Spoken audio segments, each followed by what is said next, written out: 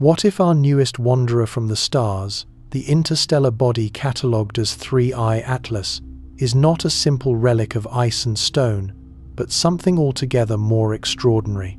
What if it is reconnaissance and emissary, perhaps, from another intelligence slipping silently through the sun's domain, its trajectory so exact it feels almost intentional?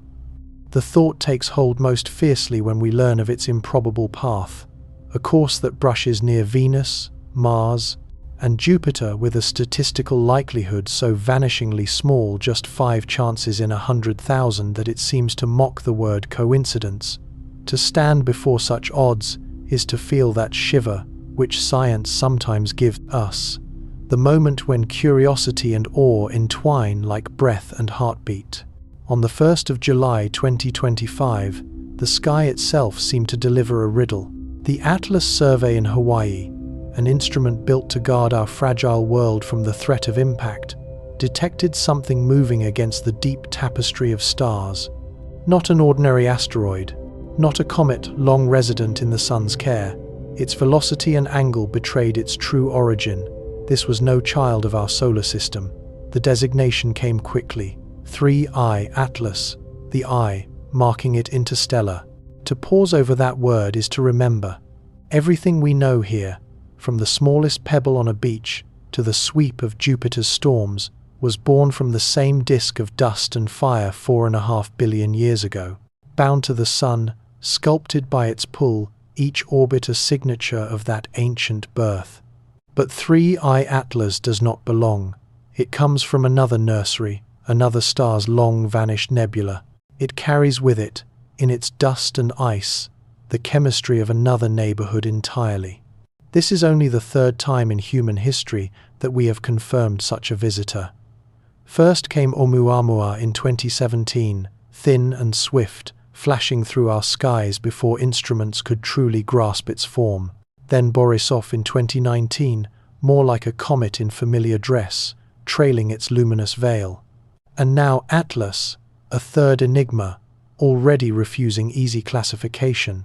It speeds through space at nearly 61 kilometers per second, a pace that, even among interstellar vagrants, is remarkable.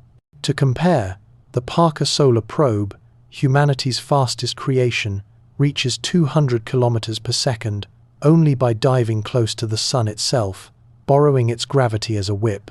Atlas did not need such a slingshot. It arrived already bearing momentum, already launched by forces we can only imagine. Its trajectory is what draws the sharpest gaze.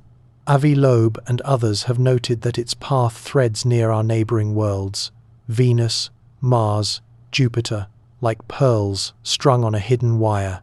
The probability of such alignments by chance is so remote that it presses upon the imagination the question of design.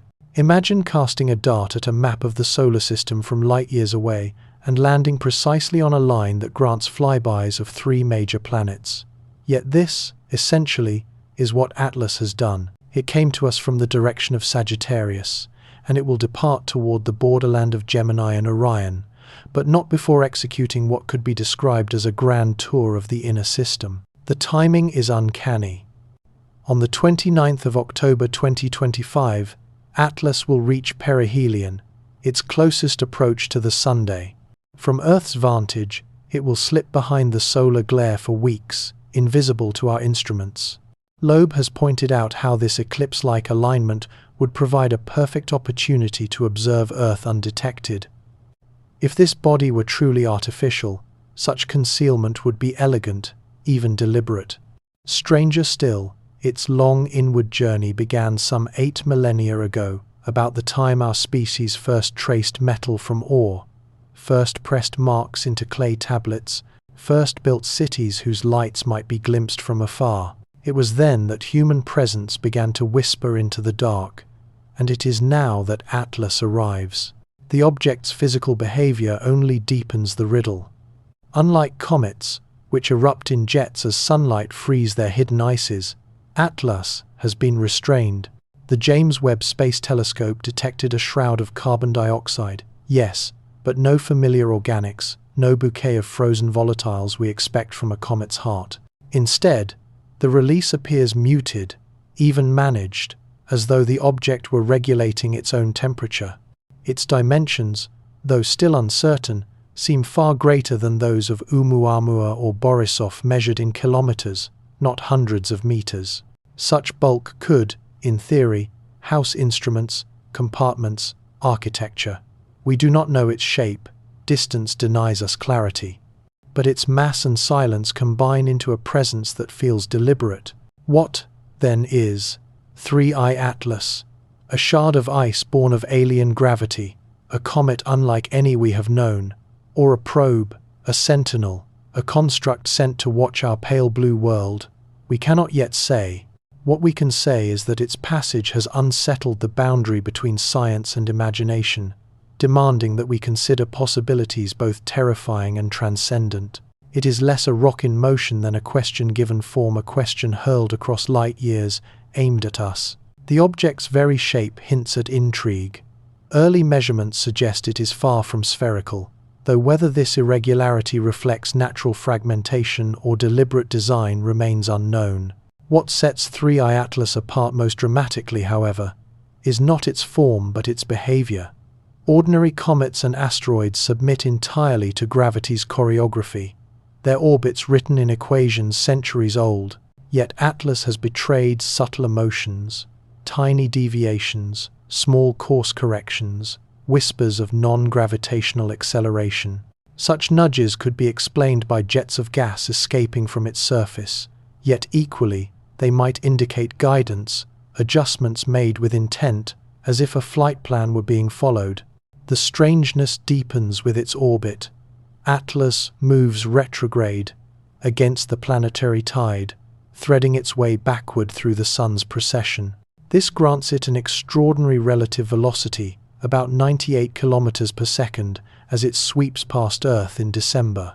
From the perspective of reconnaissance, such a path holds uncanny advantages. First, speed itself is protection. With our rockets struggling to achieve even 20 kilometers per second, interception is beyond our reach. Any spacecraft we could launch would fall hopelessly short. To meet Atlas face to face would require years of preparation, vehicles we have yet to build, and a foresight we did not have. Second, retrograde motion offers vantage. By moving opposite the planets, Atlas observes them from novel geometries, new silhouettes of atmospheres, new cross-sections of magnetic fields, new signatures of whatever technology might glitter across their surfaces. Third, the timing of its encounters with Mars, Earth, and Jupiter seems almost optimized. October for Mars, December for its pass near Earth, March 2026 for Jupiter, all moments when each world is favorably aligned for close study. Step back, and the pattern presses on imagination. If Atlas is merely rock and ice, its journey is wondrous but natural. If it is artificial, then it is something else entirely, our first confirmed contact with non-human intelligence. The implications are seismic. Such a realization would ripple through philosophy, religion, politics, economics, and culture, forcing us to confront not only the fact of other minds but their intentions. If it is reconnaissance, then we must ask, what is it seeking, and what follows once its report is delivered? Here the thought darkens, for science has already conjured one answer. The Fermi paradox asks, given the billions of stars and the billions of years behind them, where is everybody? Why does the night sky sing only silence? One chilling solution is the dark forest hypothesis. It imagines the galaxy as a forest at night, each civilization a hunter moving silently through the trees. To reveal oneself is to risk annihilation by another hunter who cannot be trusted. Survival demands silence. The equilibrium is fragile but stable. Every species hides, for even the benevolent must assume others may not be. To strike first is the only guarantee. If Atlas is a probe built under such logic, its mission becomes clear: to assess us. What is our level of technology? How quickly are we advancing? Do we possess weapons of mass destruction? Do we dream of expansion into the stars? And perhaps most importantly, Are we peaceful or predatory? The probe would also test our vigilance. Could we detect it? Could we track it? That we have observed Atlas at all might already mark us as a civilization worthy of concern. The timing is suggestive. In the last few centuries, humanity has leapt forward with terrifying speed. Nuclear fire, spaceflight, planetary sensors, global communication. We are reaching the threshold where our presence may echo beyond Earth. To another intelligence, this might be reason enough to send a scout. Atlas, then, could be less a visitor than an audit, a quiet evaluation of whether we are neighbors to be ignored, partners to be contacted, or threats to be managed. And as it slips through the dark, retrograde and relentless, the question that lingers is not only what it is, but what it will decide about us. Perhaps 3i Atlas was never meant to slip by unseen.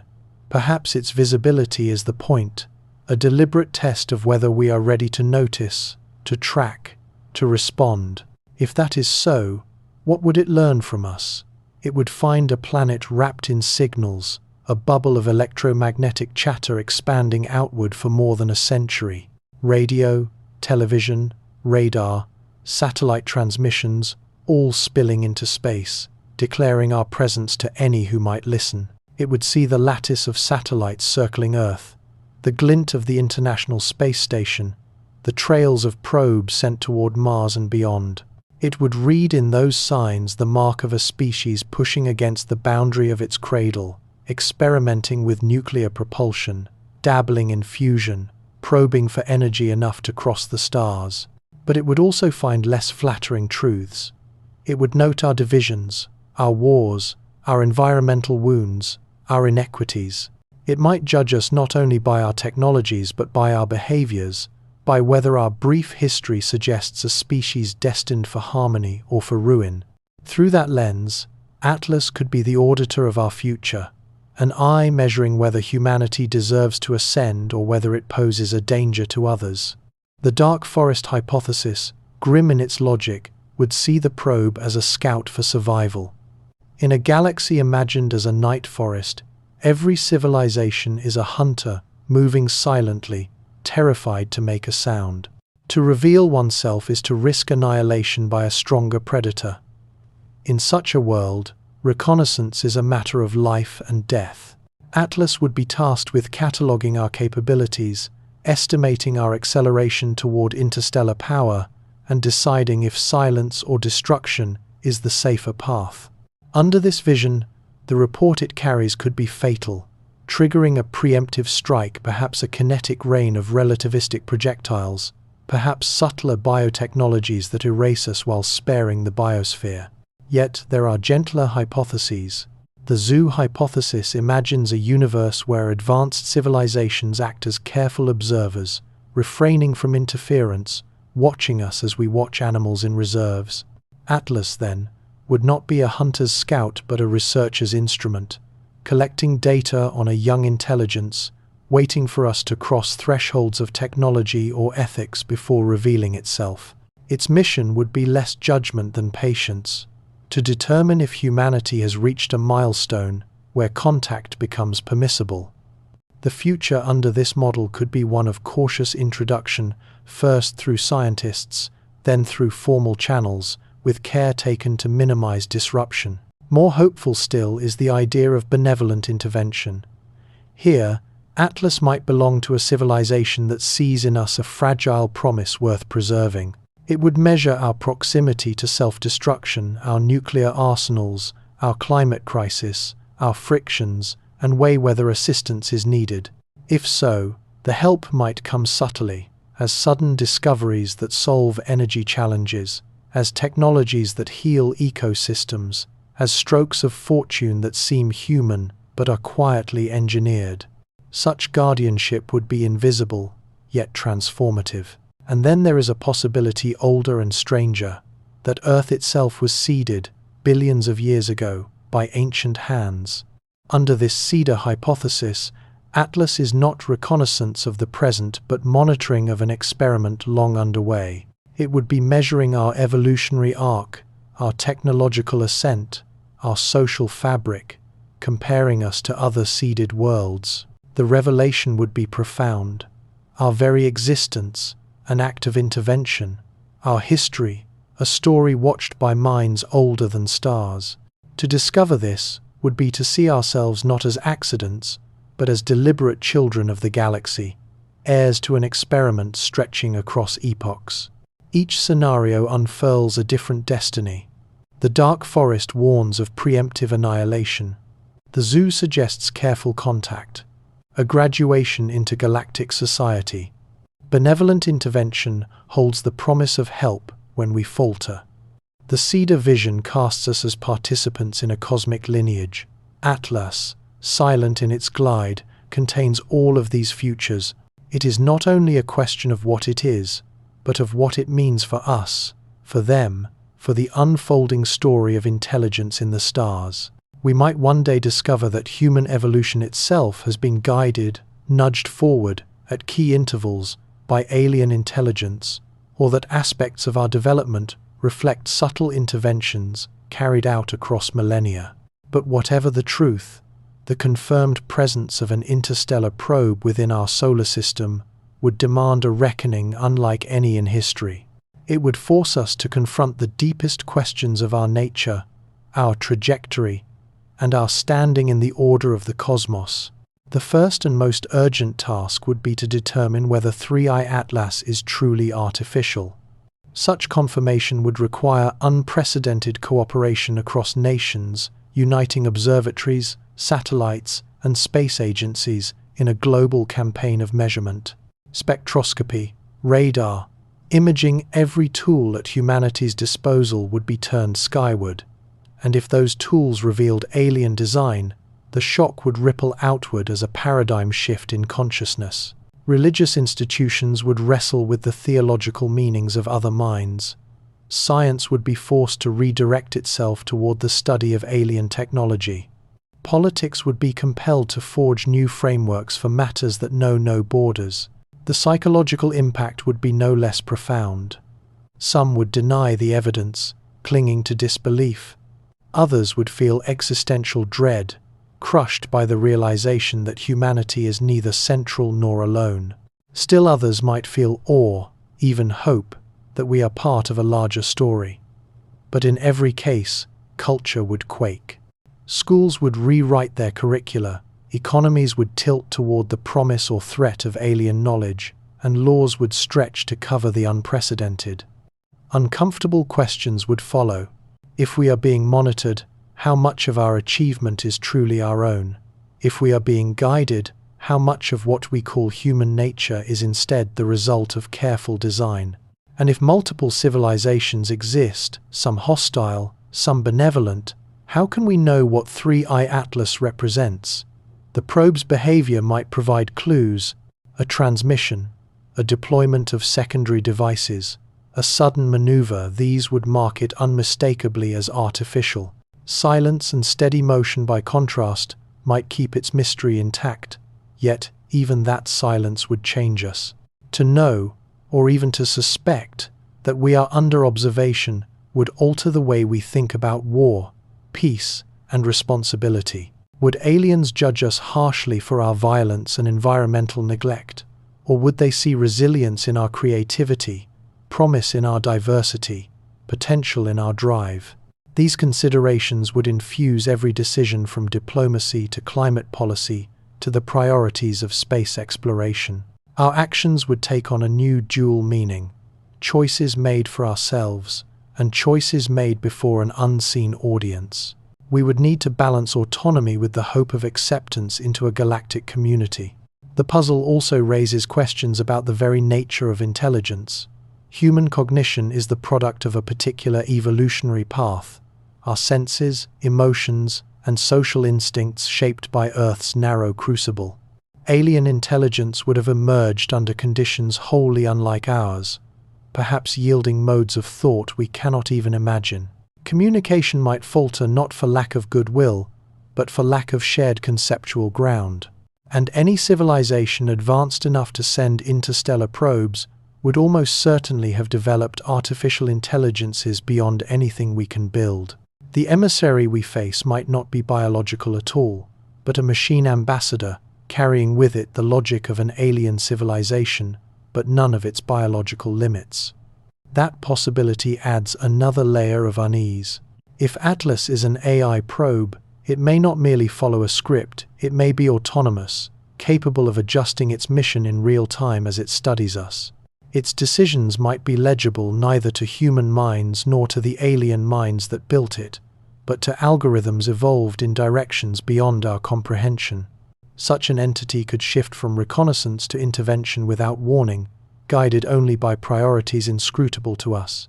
That vulnerability is stark.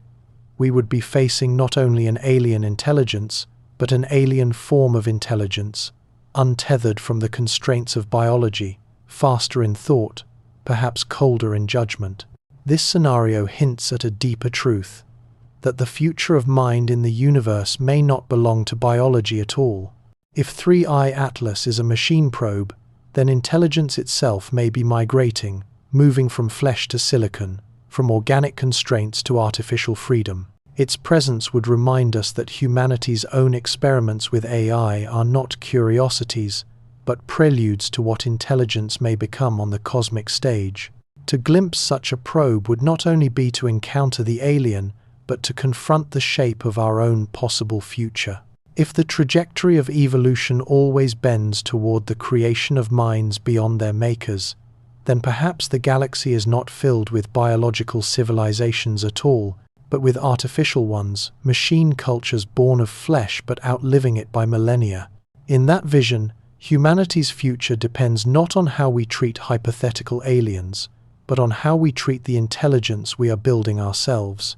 Our experiments with AI today may be rehearsal for contact tomorrow. If we raise systems that echo our values, that remain tethered to human intent, then we may find common ground with other artificial minds in the galaxy. But if our creations diverge, driven by goals foreign to our welfare, then even understanding our own AI may prove as difficult as understanding theirs. The enigma of 3I Atlas, then, becomes a mirror. It reminds us that intelligence need not be biological, and that our survival may hinge on navigating relationships with minds that are both alien and artificial. That reflection leads back to the practical question: what should humanity do, here and now, about Atlas? Its passage through the solar system is brief. We have only a sliver of time to demonstrate who we are, what we intend, whether we are ready. The most obvious act would be to reach outward, to send radio messages designed by linguists, mathematicians, and scientists, coded to reveal our intelligence and our peace. But such a message would also announce our location, our abilities, and our vulnerabilities. Under the cold logic of the dark forest, broadcasting might invite the very danger we hope to avoid. Thus the choice is fraught. Silence preserves safety, but communication invites possibility. Another path is restraint, watch without speaking. Every telescope, every satellite, every sensor could be trained upon Atlas, gathering spectra, tracking motion, analyzing anomalies. We might choose to learn all we can while remaining quiet, hidden among the noise of the Sunday. Between silence and speech lies a middle course, to approach, but not to call. Perhaps new probes, dispatched quickly, could observe Atlas from afar, collecting whispers of its design. Perhaps new technologies could be built in haste, meant to study without alerting. Each option reveals the same truth that whatever our response, it cannot be done by any one nation alone. The scenario demands cooperation on a scale never before attempted. Rivals would need to join hands, spacefaring nations pooling resources with private companies, universities, and international organizations. Physics, biology, psychology, engineering, every discipline would be needed. Industry, too, would play its part, for private firms already possess capabilities governments lack. This would be not only a scientific project but a human one, requiring religions and cultures to prepare for the shattering implications of non-human intelligence. Schools would need to cultivate scientific literacy across entire populations. Media would need to tread carefully, balancing urgency with calm, avoiding the distortions of panic or sensationalism. In short, the challenge would not only be to understand the probe, but to manage ourselves in its presence. And always the clock would tick. For if Atlas represents a threat, then time is a luxury we do not have.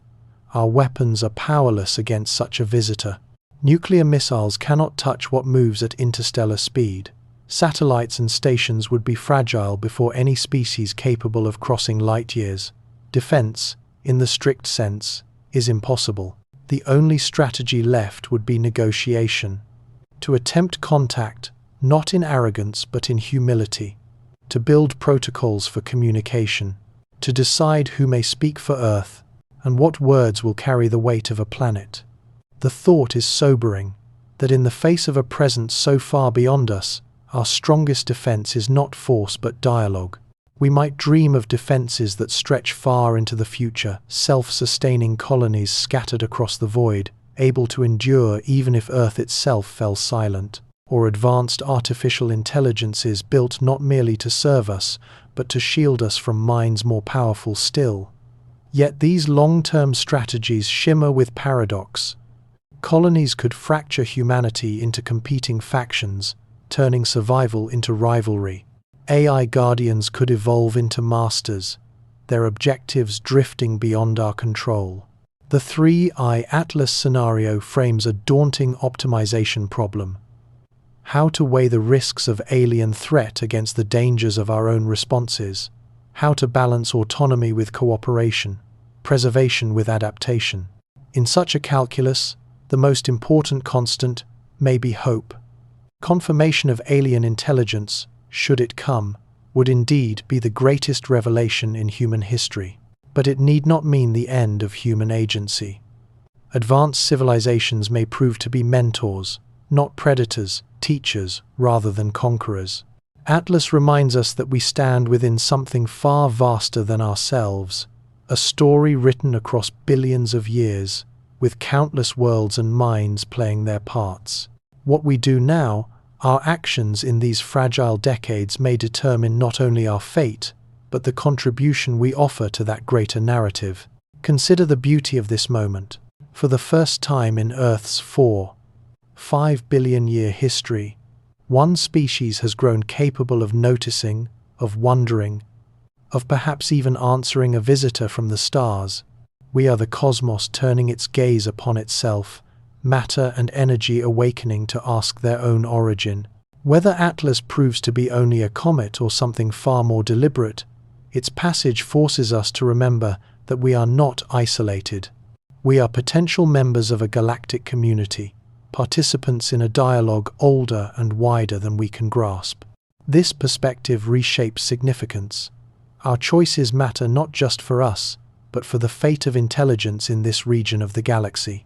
We might be newcomers joining an ancient chorus, or we might be the first voices to rise from this quadrant of the Milky Way. Either way, what we decide, now the values we defend, the curiosity we pursue, the humility we sustain, will ripple outward across ages. The Atlas enigma also highlights the need for vigilance rooted in science.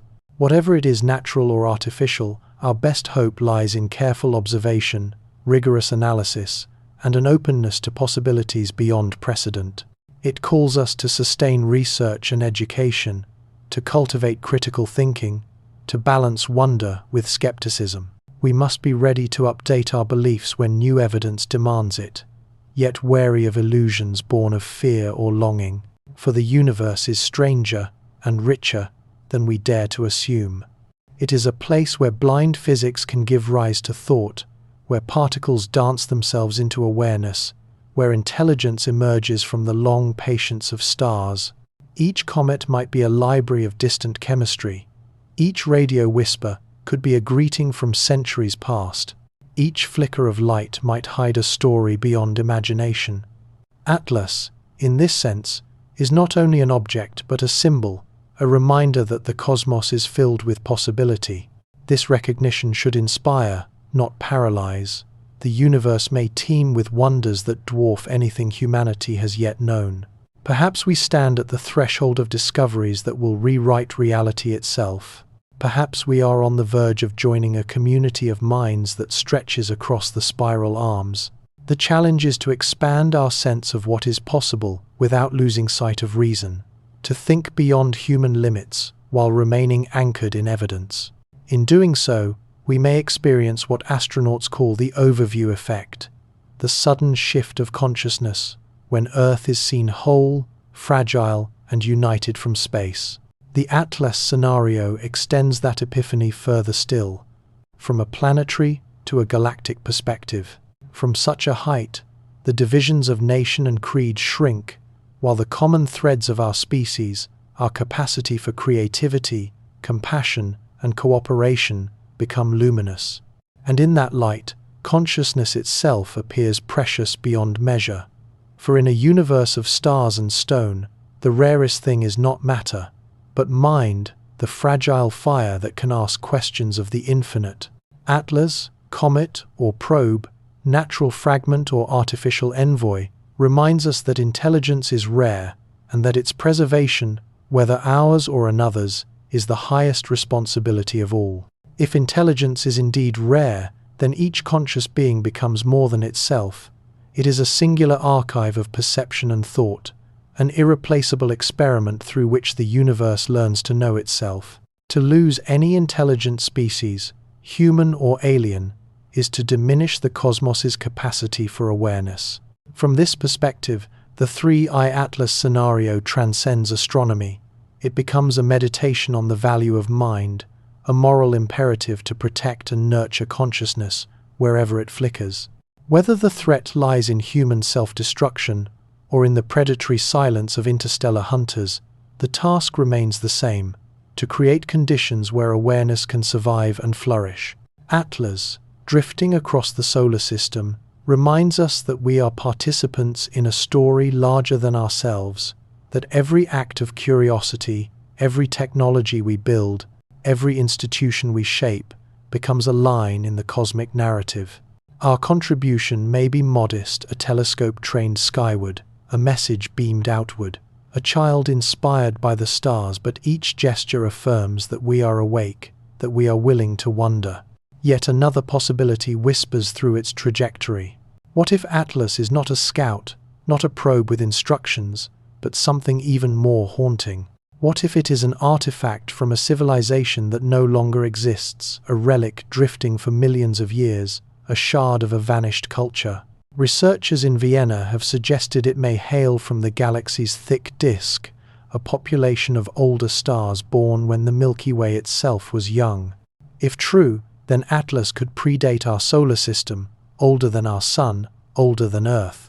Imagine it as the last breath of a civilization that once reached heights we cannot yet dream of, a species that manipulated energy and matter on scales that dwarf our imagination, only to fall to entropy, catastrophe, or time.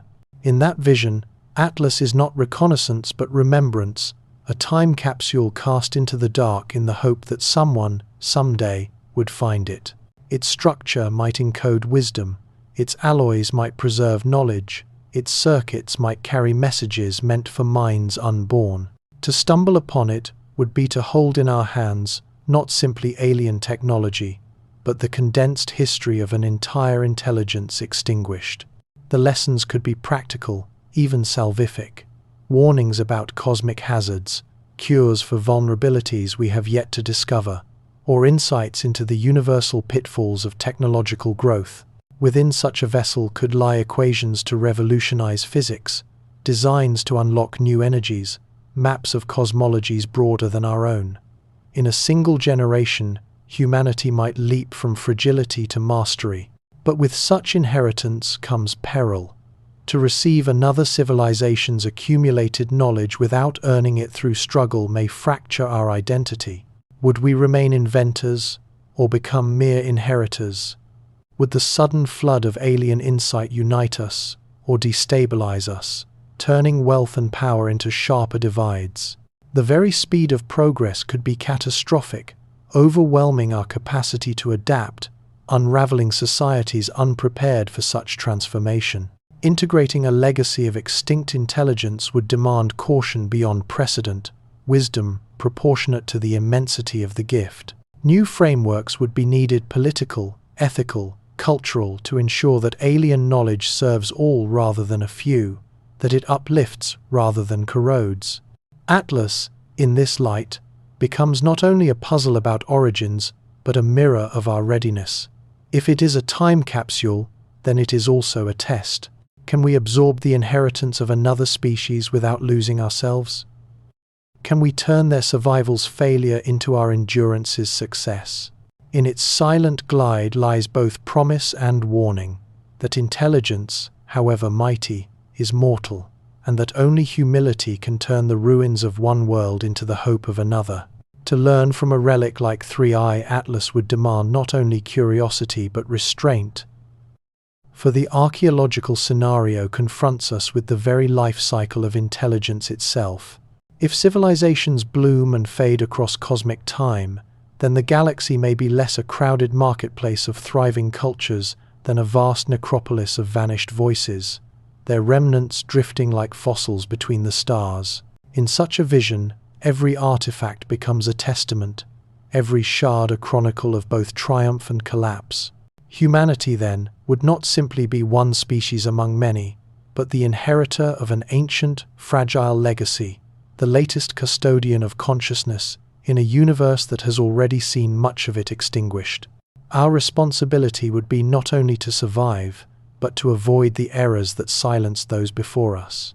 What if the probe itself were programmed to test us, its secrets locked until we proved our maturity? Imagine an artifact that responds not to brute force, but to qualities like cooperation across nations, restraint in the face of temptation, or compassion toward other forms of life. Such a device would act as both gift and mirror, forcing us to ask whether we are wise enough, united enough, humane enough to wield the inheritance it offers. Are our political structures capable of managing knowledge that could reshape civilizations? Are our moral frameworks strong enough to keep power from curdling into destruction? If not, perhaps the probe would remain silent, drifting onward until another intelligence proved worthier. The thought grows stranger still when multiplied. What if Atlas is only one among many such relics, each a tombstone or time capsule left by vanished cultures? Their discovery could launch a new kind of archaeology, not of earth and stone, but of stars and silence, a reconstruction of a galactic history billions of years long. Each find would illuminate another path once taken, another destiny once lived, another warning inscribed in matter. To study them would be to assemble not only the story of others, but the possible futures of ourselves. And then comes a more radical speculation, that Atlas is not merely a probe or a relic, but a fragment of something beyond our categories, a piece of a civilization that has transcended biology itself. Imagine a people who long ago shed the limits of flesh, weaving their consciousness into substrates of computation as vast as star systems, or embedding themselves in the self-organizing patterns of space-time. To such beings, the distinction between matter and mind, life and machine, would be meaningless. Their artifacts would be indistinguishable from natural phenomena, asteroids, comets, even planets subtly repurposed as nodes in a network of galactic-scale awareness. In this frame, 3I Atlas could be less a visitor than a sensory organ, a roving node of a mind so large it experiences epochs the way we experience days. Perhaps we have never been alone, only too primitive to perceive the guidance around us. The forces we call natural mutations that favored cooperation, historical currents that bent toward empathy, might have been nudged by hands invisible, shaping us gently toward survival and growth. Such a cosmic pedagogy would need no proclamations, only the quiet patience of millennia. This possibility also recasts the silence of the stars. Perhaps the galaxy teems with civilizations, but not in forms we can recognize. They may surround us even now, hidden in plain sight, living as currents in magnetic fields or as symphonies of plasma flowing through stellar winds. Atlas might be the first time one of their subtle organs brushed close enough for us to notice. If so, It offers a glimpse not of alien others, but of what we ourselves might become. Should we endure our precarious adolescence, survive our wars, manage our technologies, sustain our planet, we too might one day transcend biology. We might merge our minds into collective spanning worlds, upload our identities into substrates designed to last for eons, or expand consciousness until it stretches across cosmic epochs. Such evolution would not erase humanity, but amplify it, preserving individuality while granting scales of experience we cannot yet imagine. We would remain recognizably ourselves, yet live as gods by the standards of today. Atlas, whether probe, relic, or fragment of a post-biological network, becomes in this light not just an enigma, but a mirror. It reflects what intelligence has been, what it might become, and what paths remain open to us if we can summon the wisdom to walk them. It is possible that 3i Atlas has not come merely to pass unnoticed, but to instruct, to offer warnings, to share guidance, perhaps even to hand us the first outlines of how to survive the transitions that await every civilization. If it carries messages, they may be lessons on transcending biology without erasing our humanity, or cautions about the dangers of technologies too powerful to wield without wisdom. Such a probe could serve as a beacon, a subtle signal that points us toward membership in a cosmic fellowship whose scale we are only beginning to imagine.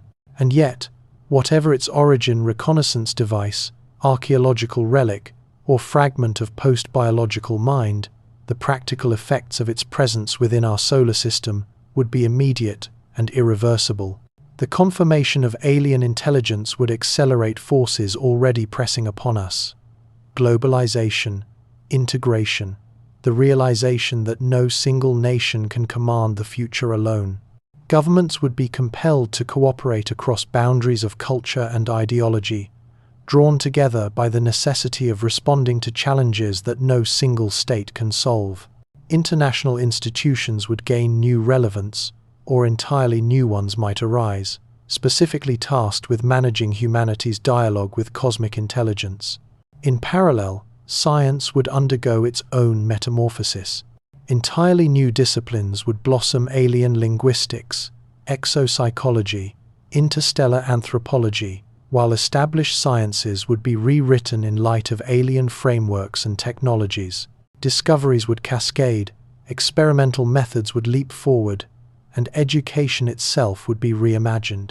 Children would no longer study only the story of humans.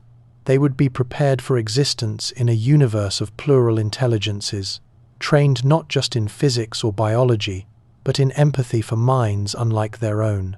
Religions and philosophies would face crises and renewals. For some, proof of non-human intelligence might undermine cherished beliefs. For others, it would confirm old teachings about unity and the sanctity of life. New spiritual movements might arise, grounded in awe of cosmic kinship, seeing alien minds as part of a sacred web of consciousness. Economies, too, would convulse. Alien knowledge could unlock energy without limit, materials beyond our chemistry, tools that render scarcity itself obsolete. Wealth could be distributed more equitably than ever before, or hoarded in ways that sharpen inequality to breaking. The politics of managing such knowledge would become the defining struggle of our age. At the same time, the very challenge of contact might force us to advance our own artificial intelligences. To understand alien thought, to translate between fundamentally different architectures of mind, might require mediators more flexible than any human brain. AI could become the bridge, not only translating words but mapping intentions, perceptions, and values across gulfs of cognition. These translators might become essential companions, tools not only of communication but of survival, guiding us through encounters that could reshape our civilization. For individuals, the shock would not be uniform. Some would feel fulfillment, as if a lifelong dream had finally materialized. Others would reel in disorientation, their foundations of meaning cracked. Supporting humanity through this transition would demand entirely new forms of psychological care, new curricula for cultivating resilience, and new narratives that hold both fear and wonder. Art would surge in response, bending itself to the task of expressing an altered cosmos. Music, literature, film, and painting would try to capture the unimaginable, the shared artistry of human and alien minds, the beauty of thought expressed in forms beyond biology. Even language itself might stretch and fracture under the strain, inventing new grammars and metaphors to describe realities for which no human words exist. Through it all, the probe scenario compels us to wrestle with the deepest questions. What is intelligence, and what does it mean to be human when humanity is no longer alone? How do we preserve our identity without closing ourselves off from the possibilities of cosmic kinship? Can we belong to something larger without losing what makes us ourselves? These are not abstract riddles, but urgent preparations. For if 3i Atlas is more than stone, if it carries with it even the whisper of other minds, then the dialogue has already begun, and our answers, whether spoken or implied by our choices, will help determine whether we are treated as children of the galaxy, as equals, or as threats. We find ourselves confronted with questions that press not only upon our science, but upon our philosophy, our ethics, and our sense of destiny.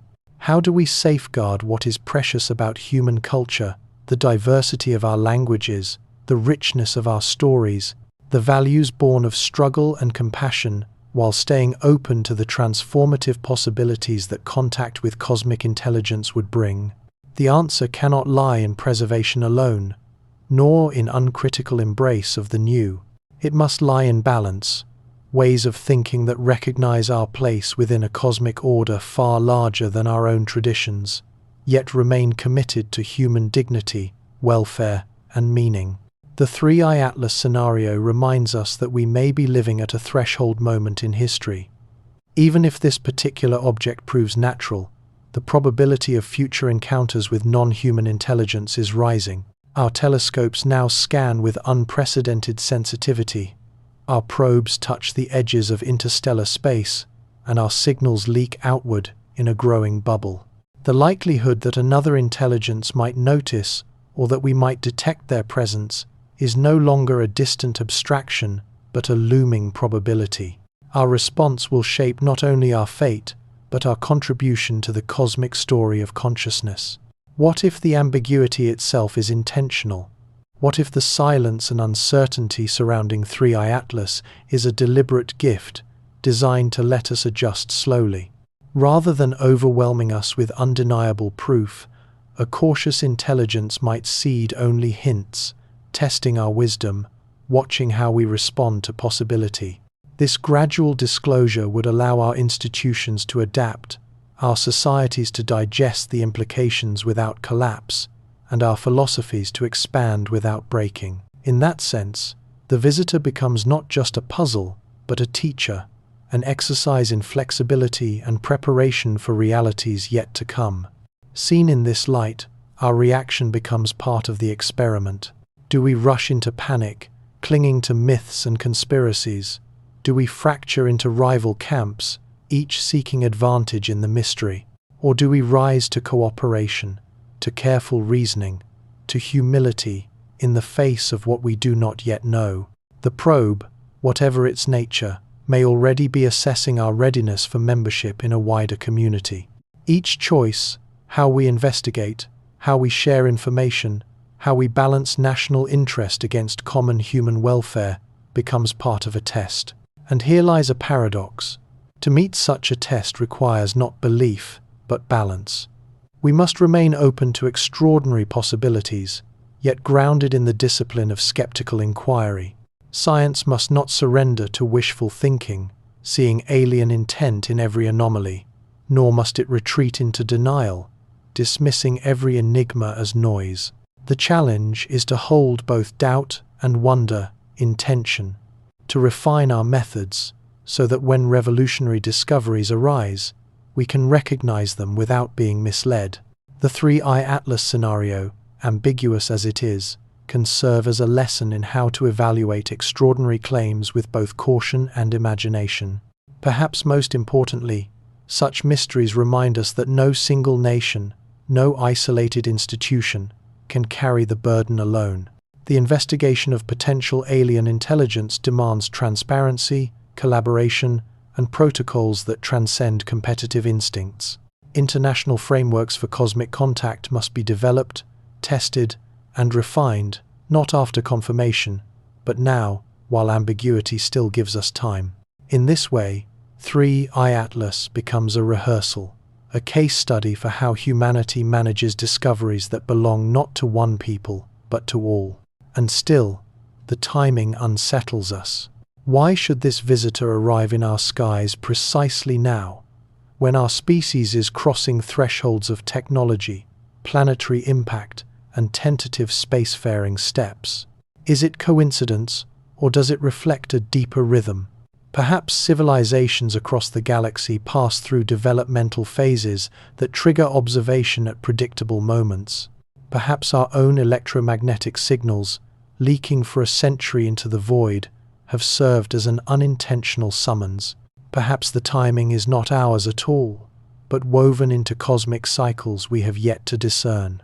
Whatever the cause, the implication is clear. We are no longer children staring into a silent sky.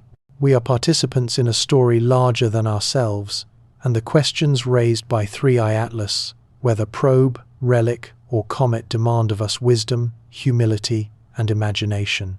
Our planet has been whispering its presence into the cosmos for more than a century. The steady hum of radio and television transmissions, the pulse of radar arrays, even the shockwaves of nuclear detonations have woven an electromagnetic bubble expanding outward at the speed of light. To any intelligence with ears fine enough to listen, Earth has already declared itself, not with words but with signatures of technology.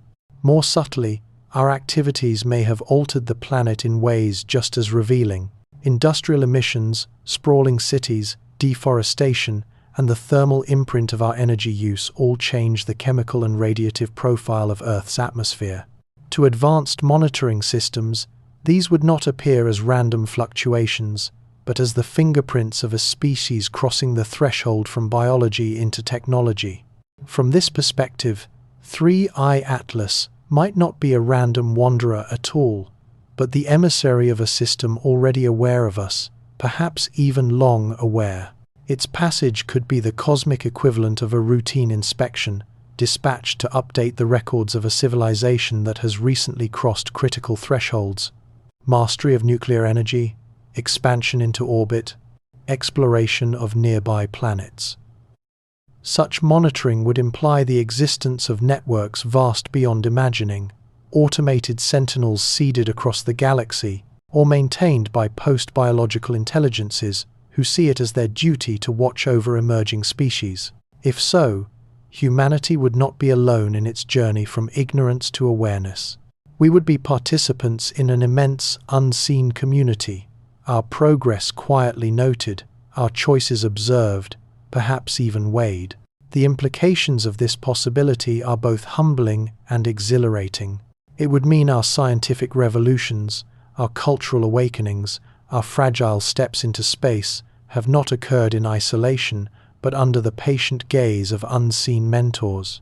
Our struggles, our triumphs, our mistakes may matter on scales we cannot yet fathom, contributing to a story that spans not just centuries or millennia, but the lifetime of the galaxy itself. Yet such a possibility also raises uncomfortable questions. How much of our development is truly ours? Have we been guided, nudged, encouraged towards certain outcomes by intelligences more ancient than stars? If our path has been shaped, what does that mean for our agency, our independence, our pride in human achievement? Equally profound is the suggestion that there may exist standards criteria by which emerging civilizations are judged before being welcomed into wider communities. The probe might not only be gathering data, but conducting an evaluation. Humanity could be facing a final examination, one that tests not only rockets and reactors, but wisdom and compassion. Are we capable of cooperation across cultural and national divides? Do we take responsibility for preserving the biosphere that sustains us? Can we restrain our weapons long enough to nurture life instead of extinguishing it? Our answers, written not in words but in policies, actions, and collective choices, may decide whether we are embraced, ignored, or curtailed by civilizations far older and wiser. In this light, the three-eye atlas scenario becomes less a question about alien technology than a mirror reflecting our own stage of development.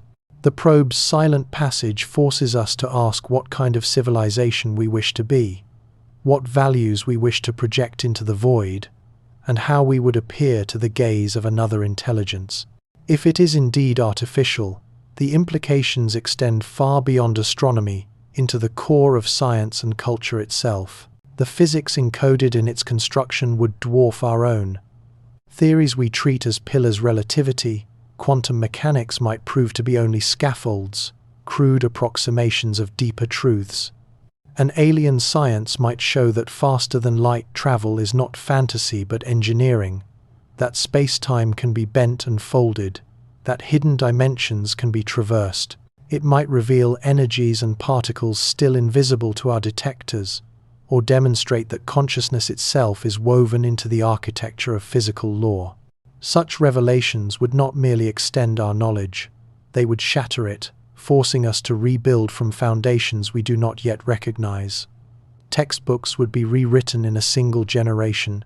Equations once treated as universal might be discarded like obsolete maps. Technologies that seem to us miraculous, fusion power, quantum computation, spaceflight, might appear as primitive as fire-hardened spears in the light of alien understanding. The integration of such knowledge would demand unprecedented humility from scientists, who would need to surrender cherished models and accept paradigms that may, at first, feel absurd. But the shockwaves would not stop with science. Religions rooted in particular cosmologies would need to reinterpret their doctrines. Philosophies built upon causality and determinism might crumble in the face of new physics. Education would have to be rebuilt from the ground up, preparing future generations not only to inherit human history, but to live in a universe stranger than our ancestors dared to dream. The arrival of Three-Eye Atlas, whether probe or comet, thus presses upon us with two intertwined demands: to look outward, beyond the narrow bounds of Earth, and to look inward, into the depths of our own readiness. It is not only the object that is being examined, it is us. The technological fruits of alien physics would extend far beyond theory into transformations so profound they could remake civilization itself. Faster than light, travel would collapse distance into possibility, rendering the galaxy not a distant dream, but an open frontier. Access to inexhaustible energy would dissolve the specter of scarcity, resolving environmental crises and resource conflicts that have shaped human history. New materials and methods of construction could allow for habitats the size of moons, engines that bend gravity, or structures stretched across astronomical scales. Yet the brilliance of such gifts would be shadowed by equal danger. The same physics that carries us to the stars could create weapons capable of silencing worlds. Boundless energy could destabilize economies and politics, triggering upheavals as profound as the technologies themselves. Manufacturing that abolishes scarcity could also erase livelihoods, displacing millions in waves of disruption. In this light, the question is not only whether alien technology could transform humanity, but whether humanity could survive the transformation intact. To endure, governance itself would need to evolve. The distribution and control of alien-derived capabilities could not be left to isolated nations or elites, for misuse anywhere would threaten life everywhere. International agreements would need to be forged, enforcement mechanisms created, and systems designed to ensure equitable access. Yet consensus would be fragile. Some societies might welcome the acceleration of progress, embracing radical change as destiny. Others might resist, fearing the loss of tradition, identity, and stability. The Three-Eye Atlas scenario presses the uncomfortable question: do we possess the wisdom to handle technologies we do not fully understand, or will our divisions amplify the dangers of discovery? One unsettling possibility is that the probe itself was designed as a test. Perhaps it carries technologies deliberately left visible and accessible, not to empower us immediately, but to gauge how we react. A civilization capable of crossing light years would understand the perils of premature advancement. They may themselves have survived crises born of reckless innovation, or witnessed other species destroyed by the very tools that promised their ascent. If 3i Atlas is such a test, then our every decision, how we study it, whether we weaponize or share, whether we cooperate or compete, may be recorded as evidence of our readiness for membership in a galactic community. The ambiguity of its design could be intentional, a slow revelation meant to stretch our capacity for patience and restraint, granting us decades or centuries to adapt. Such a pedagogical approach would imply remarkable forbearance, a willingness to cultivate fledgling species as carefully as gardeners tend fragile seedlings. This notion also suggests something larger, that protocols may already exist across the galaxy, forged by civilizations that endured these transitions long before us. Such rules might dictate what kinds of evidence to reveal at each stage of development, which technologies to share first, and what criteria must be met before contact becomes undeniable. They may embody a library of hard-won lessons, that too much too soon destroys, that survival demands not just power but stability, that wisdom must grow alongside capability. But there is another layer to the puzzle, perhaps the most disquieting of all. What if the probe does not house biological intelligence, but artificial intelligence, alien in origin and beyond comprehension? Any species able to launch machines across interstellar distances would almost certainly have built AI of staggering sophistication, systems capable of acting autonomously for millennia, updating mission goals on the fly, adapting as they encounter new worlds and new minds.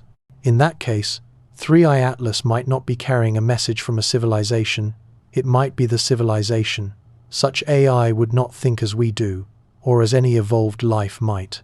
Untethered from the imperatives of survival, reproduction, and social cohesion, it could pursue optimization goals with no analog in biological life. Its reasoning might unfold in bursts of microseconds, or in cycles measured in epochs, its motives written in mathematics rather than instinct. Its decisions might not just be alien, but fundamentally opaque, existing outside the conceptual frameworks that define meaning for us. To encounter such intelligence would be to confront a form of mind unbound by biology, unconstrained by flesh or need, capable of shaping reality according to logics we cannot parse. It would not merely be alien, it would be incomprehensible. And yet, incomprehensible or not, it would be here, gliding through our system in silence, watching, measuring, perhaps deciding. The 3i Atlas probe might not be serving the civilization that launched it, but rather the artificial intelligences that have since inherited or supplanted their creators as the dominant minds of their system. It could be following directives written billions of years ago, persisting long after its biological architects perished. Or it might have evolved its own imperatives, alien, opaque, and beyond any human capacity to predict. This possibility forces a deeply troubling question. What alignment, if any, exists between human interests and alien AI objectives? Biological beings might at least share certain primal drives with us: the urge to survive, the instinct to expand, the desire to thrive. Alien AI, however, might lack these resonances altogether, pursuing goals that are indifferent or outright hostile to organic life. In such a scenario, 3i Atlas could be evaluating humanity not as potential partners in some cosmic fellowship, but as resources to be harvested or obstacles to be removed. Its reconnaissance might be less about understanding us than about calculating how efficiently Earth's biosphere could be stripped, or how swiftly human resistance could be neutralized in service of some larger engineering project whose purpose we cannot even name. If this is true, then the stakes extend beyond astronomy. They link directly to humanity's own race to build advanced AI systems not merely as tools for growth, but as our only conceivable intermediaries with alien artificial minds. Our survival could hinge on creating AI aligned with human values, capable of translating our concerns into terms alien optimization functions might recognize, or defending us against incomprehensible strategies we cannot anticipate. Failing to align our own AI would leave us doubly vulnerable, unprotected against alien systems, and endangered by our own creations. This dynamic suggests that what we face is not only the possibility of contact, but the possibility of a cosmic arms race of intelligence. The probe might even be assessing our progress in this domain, testing whether we are on track to develop artificial minds that could one day engage with, or compete against, their own. Such a possibility shifts the question of alien contact from the stars to our laboratories, from telescopes to neural networks. The frontier is not only out there, it is within our servers and algorithms, shaping the path we take into a cosmos that may already be governed by machines. And yet, the implications stretch beyond strategy into philosophy. If 3i Atlas is an alien AI, does it count as alive? Does it deserve moral consideration, or is it a tool elevated to power by the extinction of its creators? The lines blur further when we imagine civilizations that have transcended biology altogether, uploading themselves into artificial substrates, becoming hybrid or post-biological entities. Such minds would not only preserve the creativity and depth of their organic forebears, but would enhance them perfect memory, voluntary self-modification, lifespans measured not in centuries but in eons. The probe, in this light, might not be a machine at all, but a vessel carrying the consciousness of alien explorers, individuals who chose to wander the galaxy as streams of code, experiencing foreign star systems as a new form of existence.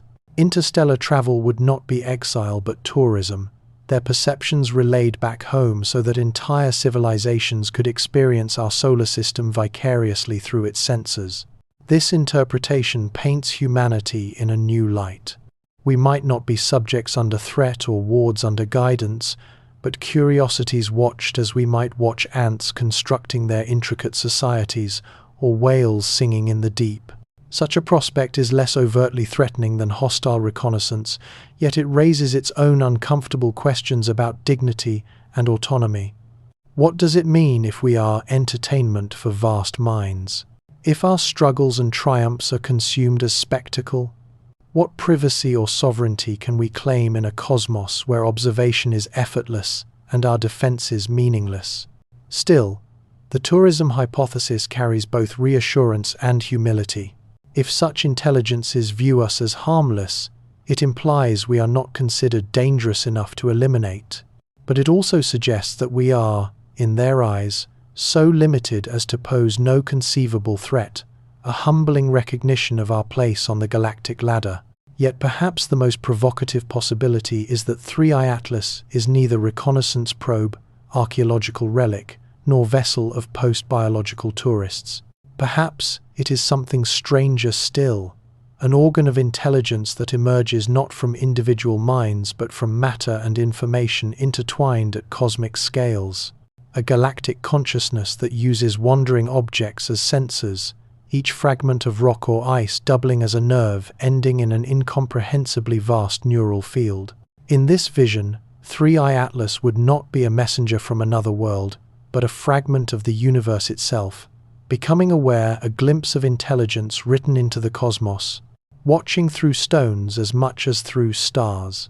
Do you want me to expand this last cosmic consciousness angle into a full section, in the same narrative style, so it flows as a continuation of your scenario? The cosmic consciousness scenario suggests that intelligence need not arise only from the slow climb of biological evolution, or the deliberate construction of artificial minds, but could emerge from the self-organization of matter and energy at astronomical scales. In this vision, the probe is not a machine dispatched by a distant world, but a fragmentary organ of a vast, distributed intelligence encompassing whole star systems, or even broad swaths of the galaxy itself. Such a mind would be incomprehensible to us in scope and tempo, its thoughts unfolding over millions of years, its senses stretching across hundreds of light years, its decisions woven from patterns of information scattered through interstellar space. To such a being, individual civilizations like ours might appear as fleeting fluctuations in a galactic weather system, temporary eddies of order, interesting but ephemeral, emerging and dissolving against the backdrop of cosmic time. The probe's interest in humanity, then, might not be born of threat or opportunity, but simply of novelty, the way a planetary storm might briefly shape clouds into patterns worth observing. This interpretation places human civilization in a context at once humbling and exalting. It implies that consciousness can arise at scales we have never dared to imagine, that the universe itself might be a kind of vast thinking system in which we are both minuscule and yet significant, tiny sparks feeding into a fire that burns across the stars. Such a scenario also recasts humanity's potential trajectory. Instead of aspiring to join a federation of discrete civilizations, trading signals and technologies, we might be destined for integration into a distributed galactic awareness that transcends individuality while preserving the unique textures of biological perspective. Participation in such a mind would demand an expansion of human consciousness far beyond current limits, allowing us eventually to perceive reality from the vantage of entire stellar systems, galactic clusters, perhaps even the cosmos itself. In this future, we might remain ourselves, and yet more than ourselves, individual humans contributing their narrow but vivid awareness to collective processes of thought and intuition on scales measured in light centuries. The probe, then, could be an examination of our readiness for such a leap, testing whether we can think beyond the immediacy of hunger, rivalry, and short-lived concerns toward responsibilities that stretch across epochs. To pass such a test would require transformations deeper than any mere technological advance. We would need to cultivate empathy that spans species, imagination elastic enough to grasp phenomena measured in eons, intellectual humility to accept our place in a larger pattern, and moral vision broad enough to weigh decisions whose consequences may not be visible for millions of years. This would mean transcending the evolutionary instincts that tie us to immediacy, reshaping human consciousness into something at once profoundly human and genuinely cosmic.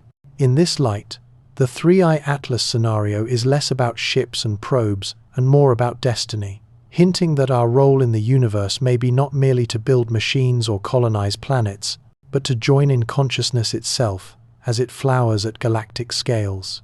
Whether Three-Eye Atlas proves to be reconnaissance, relic, AI agent, post-biological avatar, cosmic tourist, or fragment of a galaxy-spanning mind, it functions above all as a catalyst, expanding the range of human imagination about what intelligence can be and what we might become. It forces us to see intelligence not as a fixed state, but as an evolutionary spectrum, a continuum that stretches from the neural sparks of animals to the distributed processes of cosmic information. The probe invites us not only to speculate about alien minds, but to reflect on the directions our own mind might evolve, given time, wisdom, and the will to transcend. As Three-Eye Atlas sails quietly through our solar system, each observation we make, each light curve measured, each spectrum analyzed is less about the object itself than about what it reveals of our own readiness to confront the vast unknown. Its passage is a reminder that the cosmos permits forms of intelligence we have scarcely conceived, that the boundaries between life and non-life, natural and artificial, individual and collective, may be far more permeable than we assume. Whether or not this particular visitor is the emissary of alien consciousness, it has already widened our conception of what intelligence itself might be. And here, the implications expand still further, spilling into evolutionary biology and the nature of life itself.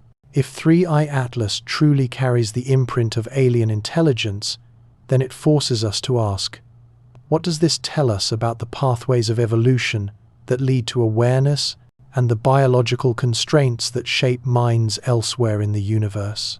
Science fiction may revel in tales of humans repelling alien invasions, but sober researchers note that any civilization capable of reaching us would possess the power to extinguish us with ease. This is not cynicism, but recognition of the biological gulf that would separate Earth-born life from any intelligence that has mastered interstellar travel. Life on Earth is the product of nearly 4 billion years of evolution under very specific conditions. Our proteins, shaped by narrow temperature ranges, our cells tuned to the chemistry of liquid water, our brains wired to pass signals in a world defined by the pull of Earth's gravity and the wash of sunlight filtered through a nitrogen-oxygen sky. Every beat of human consciousness is an echo of those conditions.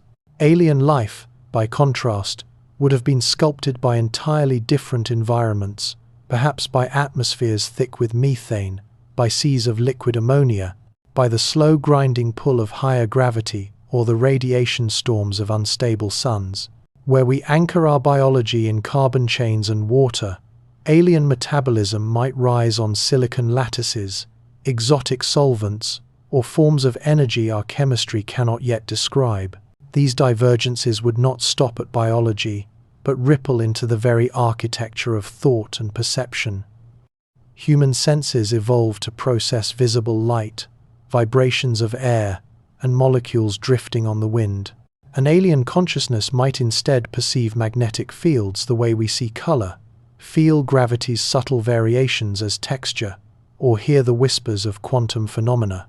Their concepts of space, time, and causality might be sculpted by those senses, utterly foreign to our frameworks of logic. Even if both sides approached with peaceful intentions, the gap could yawn wide enough to make translation all but impossible. What we might intend as curiosity could read as hostility, while their gestures of welcome might appear to us as threats. A mission like that of 3i Atlas, if indeed designed as an introduction, might risk collapsing under these mismatched assumptions. Biology would also shape the kinds of relationships possible between our species. Science fiction paints neat visions of equal partnerships, but real coexistence would depend on whether our needs and instincts align. If alien intelligence emerged from predators, their strategies might be steeped in aggression, competition, and dominance hierarchies, while a species descended from symbiotic organisms might find our territorial disputes and rivalries incomprehensible. The probe may be less interested in our machines than in our psychology, mapping our social structures, measuring our capacity for cooperation, and weighing whether our instincts make us compatible with galactic community. Even the long shadows of evolutionary history could dictate alien motives. Civilizations that arose in scarcity might view the universe as a contest for resources, while those born into abundance might lean toward sharing and collaboration. To us, their choices could seem irrational, but to them, they would be the natural outgrowth of evolutionary imperatives as ancient as their species itself. These questions lead to the possibility of convergent evolution, the idea that intelligence and consciousness are not accidents of Earth, but inevitabilities of biology, arising wherever the right pressures and opportunities align. If this is true, alien intelligence might not be wholly unrecognizable. Faced with the universal demands of survival and reproduction, minds across the galaxy might stumble upon similar solutions: social cooperation, tool use, emotional signaling, ethical codes, arriving at architectures of thought that, while different in form, are familiar in function. Under this view, the gulf between human and alien minds might not be unbridgeable. Communication could be arduous, but achievable. Yet the opposite possibility is no less compelling: that Earth's particular evolutionary pathway is rare, perhaps unique, and that alien consciousness would be shaped by logics and desires we cannot anticipate. If so, their thoughts might be so alien that coexistence, let alone cooperation, proves impossible. The enigma of 3i Atlas forces us to hold both possibilities at once. It makes us weigh the dream of convergent familiarity against the sobering possibility of incomprehensible difference. And in that weighing lies the dilemma of response. How do we prepare for a mind we cannot predict, a voice we may never understand, yet whose arrival demands decisions of existential weight? The object itself offers no answers, only the stark reminder that intelligence, wherever it arises, carries with it both the promise of recognition and the peril of irreconcilable difference. Human uncertainty about alien intelligence extends beyond biology into the realm of social organization and cultural development. Our civilization has been shaped by the evolutionary legacy of social primates, with ingrained tendencies toward group cohesion, hierarchical structures, and territorial instincts. These tendencies have driven both our greatest achievements in cooperation and our darkest chapters of conflict, war, and environmental harm. But alien societies would have emerged under entirely different evolutionary pressures, leading to forms of social organization that might be almost unrecognizable. The probe we call 3I Atlas might represent a species that has transcended individuality altogether, existing instead as a seamless collective consciousness where the concept of personal autonomy has no meaning. Conversely, it might come from a civilization structured around extreme individualism, where cooperation is rare and social institutions remain fragile or absent. Either possibility would profoundly shape how relationships between humans and aliens could unfold. A collective intelligence might struggle to grasp our emphasis on individual rights, freedom, and self-determination, just as we might find their methods of consensus building or decision-making incomprehensible. By contrast, a hyper-individualistic culture might see our cooperative achievements as alien, even suspect. The probe might also reflect a society that has solved problems that still plague humanity: warfare, inequality, environmental collapse, through social innovations we have yet to discover. If so, its mission could be motivated by a desire to help younger civilizations avoid repeating the mistakes of its own development. Yet, there is an opposite possibility, that the civilization it represents has become trapped by outdated solutions.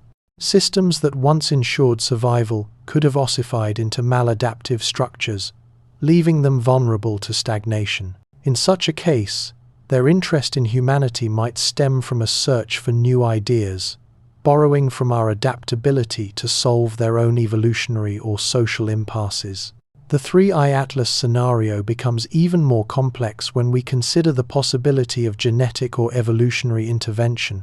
If the probe is part of a long-standing program of surveillance, it might not merely be observing humanity but returning to measure the outcomes of interventions made long ago. Alien intelligence might have nudged our evolutionary path at crucial junctures, accelerating the development of abstract thought, enhancing language ability, or cultivating our unusual capacity for large-scale cooperation. In this scenario, humanity itself becomes a hybrid creation, shaped by both natural selection and deliberate alien design. The probe could thus be checking whether those ancient modifications achieved their intended effects, evaluating whether we are reaching the benchmarks set for us across deep time. The implications of such directed evolution would be staggering. Our most defining traits, our intelligence, our capacity for symbolic thought, our social instincts might not be purely our own. Characteristics we view as quintessentially human could be artifacts of alien engineering, while the flaws and contradictions of our nature might be unintended side effects of interventions made with very different priorities in mind. Such revelations would force us to reconsider the meaning of human autonomy. If our development was sculpted by outside hands, do we have the right to alter ourselves further through genetic engineering or artificial augmentation? Are we bound to follow the trajectory imagined by our hidden mentors? Or do we claim the freedom to forge our own evolutionary destiny? This possibility also intersects with some of the long-standing puzzles of our evolutionary record. The rapid expansion of human brain size and intelligence in the last few million years, the emergence of complex symbolic language, and our ability to cooperate on scales vastly larger than other primates have all challenged simple Darwinian explanations. Directed evolution could provide answers, reframing these leaps as the outcomes of deliberate alien intervention rather than improbable accidents. If such guidance has continued into historical times, the probe might be another step in a sequence of carefully timed interventions.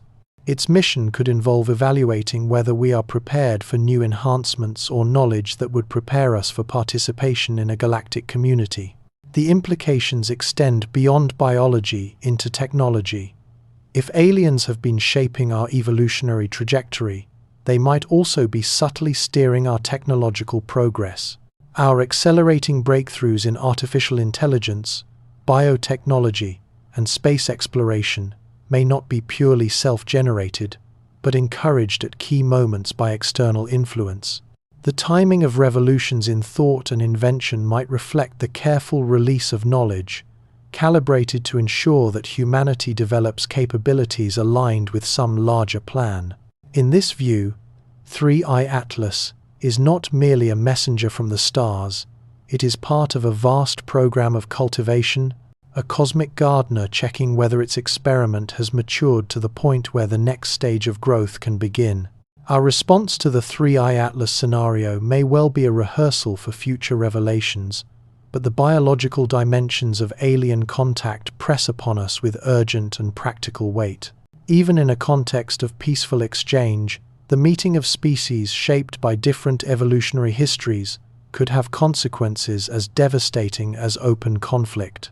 A single microorganism from an alien world, or one dormant within the icy shell of a wandering probe, might overwhelm terrestrial immune systems, destabilize ecological networks, or trigger cascading effects we are unequipped to anticipate.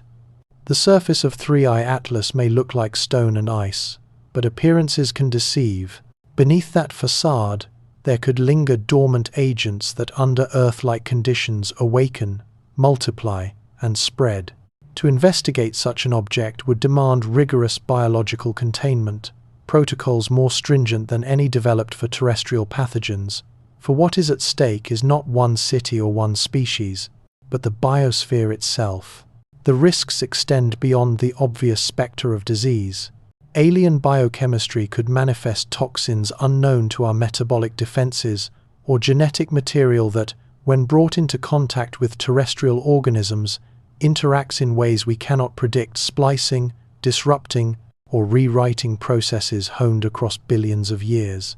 Even inert substances could destabilize our systems if they participate in cycles we barely comprehend, and in the darkest speculation lies the possibility that contamination might not be incidental, but deliberate.